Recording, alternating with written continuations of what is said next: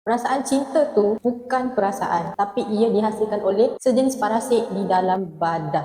Jadi itulah ia tema untuk manga ini. Kau ada masalah fobia yang sangat teruk sampai kau kena lalui proses rehabilitasi. Lepas tu kau dipertemukan dengan seseorang yang ada masalah sama macam kau. Mula-mula macam okey, aku kena kenal dengan orang ni, aku kena berkawan dengan orang ni. Tapi lama-lama tu rasa macam tak boleh hidup tanpa dia.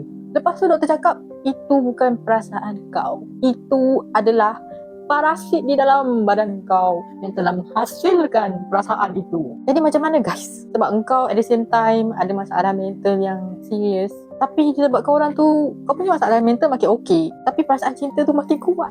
Dua insan yang saya maksudkan ini adalah seorang tu nama dia Kosaka Kengo dan seorang lagi Sanagi Hijiri. Kosaka Kengo ni dia seorang lelaki yang menganggur dan dia ada masalah fobia terhadap kuman. Manakala si Sanagi Hijiri pula, dia perempuan dekat cover ini, dia sebenarnya masih bersekolah tapi dia selalu ponteng sekolah. Tapi dia ada masalah fobia, kopofobia. Doktor tu cakap parasit tu boleh membuatkan manusia tu tingkah laku mereka berubah. Ada juga yang macam boleh rasa macam nak diri sendiri, suka kat someone, semua tu. Jadi rasa kesian dekat dua orang ni sebab dia orang suka each other. Bukankah itu satu benda yang baik? Tapi bagi doktor, benda tu macam parasit yang menyebabkan perasaan cinta ni. Kita tak nak macam ni. Korang tak boleh bersama disebabkan benda ni.